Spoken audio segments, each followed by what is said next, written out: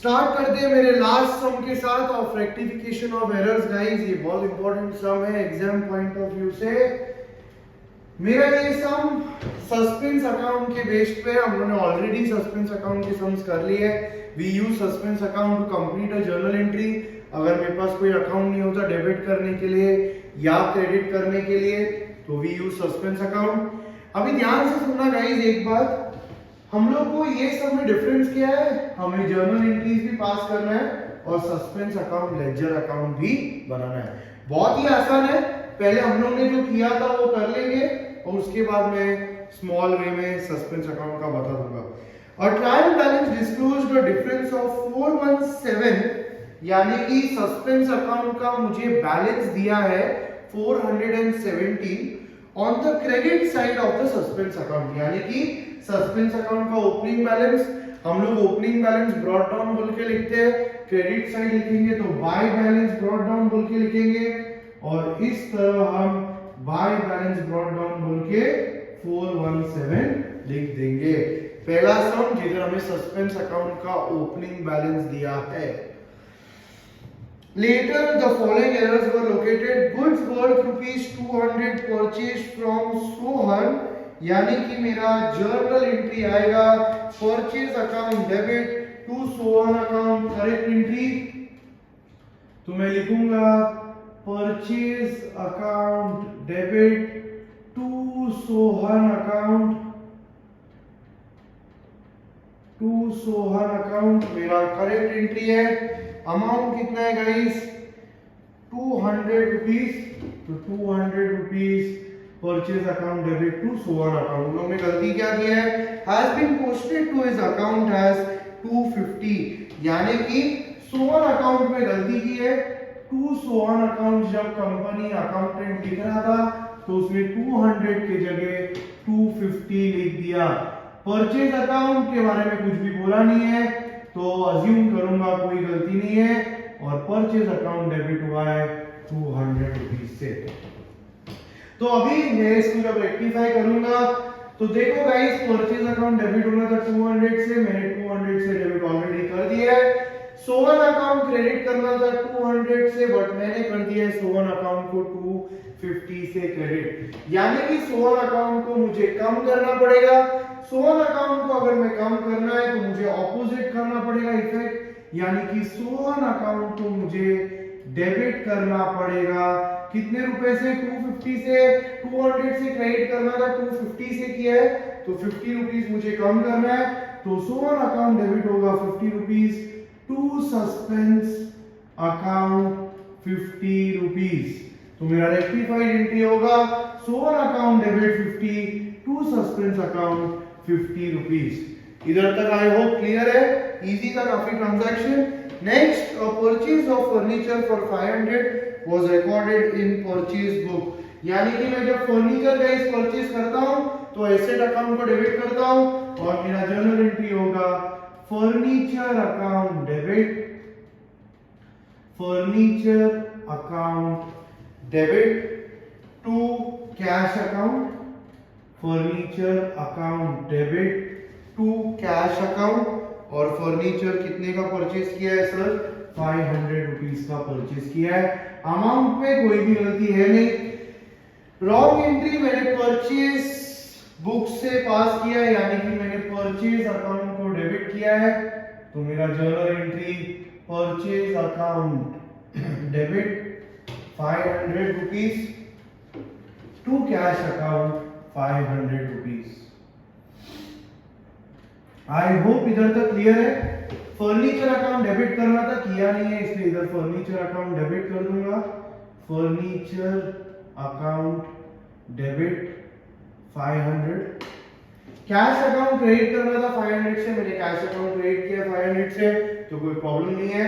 Purchase जो wrongly debit किया उसको मैं करूंगा क्रेडिट, तो to purchase account 500 rupees.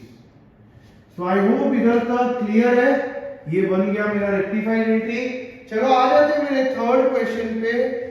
Instead of crediting Gian's account with 512 it was debited with 215, यानी कि मुझे जियान अकाउंट को देखो दूसरे अकाउंट के बारे में बोला नहीं, तो दूसरे अकाउंट के बारे में सोचना नहीं। मेरे को करेक्ट में जीआर अकाउंट को क्रेडिट करना था, टू जीआर अकाउंट बोल के क्रेडिट करना था। कितने से? 512। बट मैंने क्या किया, मैंने लॉन्ग एंट्री में जीआर अकाउंट को डेबिट कर दिया है 215 से। जीआर अकाउंट डेबिट कर दिया है 215 से। अभी गाइस क्रेडिट करना था जीआर अकाउंट, तो 2 जीआर अकाउंट बोल के मैं लिखूंगा 512 क्रेडिट करूंगा जो क्रेडिट करना था। डेबिट किया है उसको मुझे उल्टा करना पड़ेगा, तो 2 जीआर अकाउंट वापस लिखूंगा मैं 215 से। आई होप ये सबको इधर तक क्लियर है। और डेबिट करने के लिए कुछ है नहीं, तो सस्पेंस अकाउंट मेरा डेबिट हो जाएगा। सस्पेंस अकाउंट मेरा डेबिट हो जाएगा 727 रुपीज से। जीआर अकाउंट 2 बार लिखने की कोई जरूरत नहीं है, तो हम जीआर अकाउंट को एक ही बार लिख देंगे 727। आई होप तुम लोगों को समझ में आ गया होगा कैसे 727 आया है मुझे। तो ये मेरा रेक्टिफाइड एंट्री बन गया। Suspense account debit 727 to GR account 727।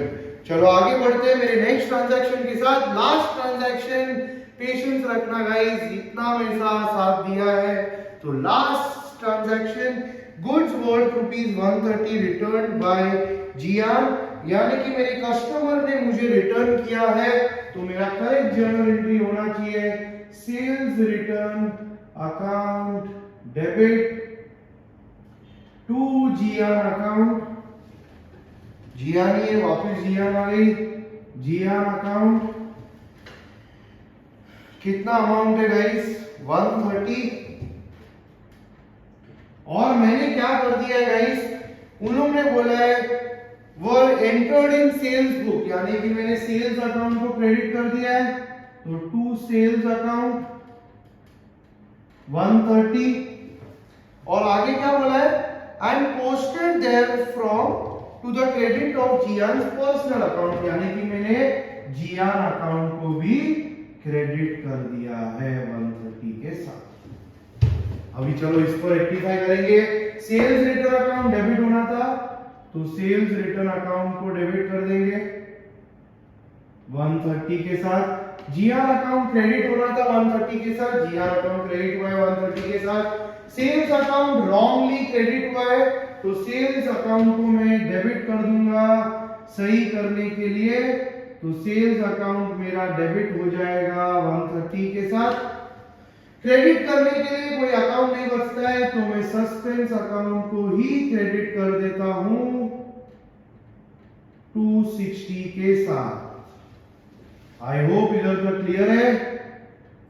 And with this we have rectified all the errors. I hope सब लोग को इधर तक क्लियरली समझ में आया होगा। फाइनली मैं सस्पेंस अकाउंट की पोस्टिंग करता हूं। अभी एक बात याद रखना, अभी जब सस्पेंस अकाउंट की पोस्टिंग करोगे तुम्हारी सिर्फ नजर रेक्टिफाइड एंट्रीज पे होनी चाहिए, क्योंकि यही मेरा सॉल्यूशन है। ये तो मेरा पार्ट ऑफ वर्किंग नोट है, हमेशा की तरह मैं बोलते आया हूं। तुम जर्नल एंट्री का फॉर्मेट बनाओगे और सब रेक्टिफाइड एंट्रीज लिख दोगे, और उसके नीचे तुम लोग ये सस्पेंस अकाउंट बनाओगे और इसमें भी पोस्टिंग करोगे। तो मेरे रेक्टिफाइड एंट्रीज पे नजर मारना। पहला जर्नल एंट्री पे रेक्टिफाइड एंट्री में सस्पेंस अकाउंट क्रेडिट हुआ है, तो सस्पेंस अकाउंट के क्रेडिट साइड पे जाने का और डेबिट नाम के साथ लिख देने का। तो मैं लिखूंगा bye Sohan account 50 rupees.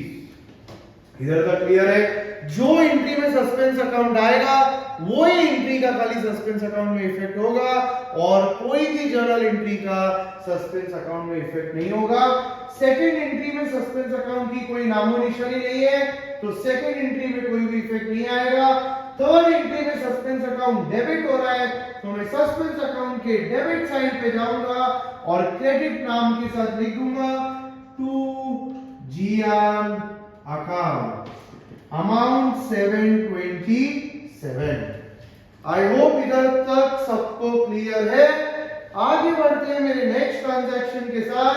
Suspense account इधर क्रेडिट हो रहा है 2 नाम के साथ, तो सस्पेंस अकाउंट के क्रेडिट साइड पे जाने का, दोनों नाम लिख देने का, by sales return account 130, by sales account 130, and we have completed with the posting of suspense account. I believe suspense account का posting बहुत ही easy था, provided तुम्हारा rectified entry सही होगा तो suspense account तो हमेशा correct ही जाएगा। We have finally completed with the sum। हमेशा याद रखना, अगर suspense account का balance तुम लोग को दिया है तो तुम्हारा रेक्टिफिकेशन और पोस्टिंग करने के बाद suspense account will always tally. और ये देखो मैजिक, सस्पेंस अकाउंट का डेबिट साइड और क्रेडिट साइड का टोटल देखोगे तो 727 रुपीस ही है। अभी एक डाउट सर, अगर ओपनिंग बैलेंस दिया नहीं है तो क्या 100% टैली नहीं होगा और वो ओपनिंग बैलेंस बोल के तुम लोग लिखोगे। क्लियर है इधर तक? तो आई होप तुम्हारा ये भी क्लियर हो गया। We have completed with rectification of errors का chapter. I have tried to complete most of the transactions. मेरे पास बहुत ही कम समय था, मेरे पास 2 ही दिन था तुम लोगों को समझाने के लिए। जितना लिमिट हो सके मैंने उतना किया है। I hope rectification of errors काम किया हो, तुम लोग को समझ में आ गया होगा। नेक्स्ट वीडियो में we will start with my next chapter जिसका नाम है फाइनल अकाउंट्स, बहुत ही important chapter. Wait for my next video. मिलते हैं नेक्स्ट वीडियो में। आई होप ये अच्छी तरीके से क्लियर हो गया है। देखना ये ट्रांजैक्शंस के बेस पे तुम लोग पेपर इजीली सॉल्व कर पाओगे। Thank you so much, bye bye, meet you in my next video.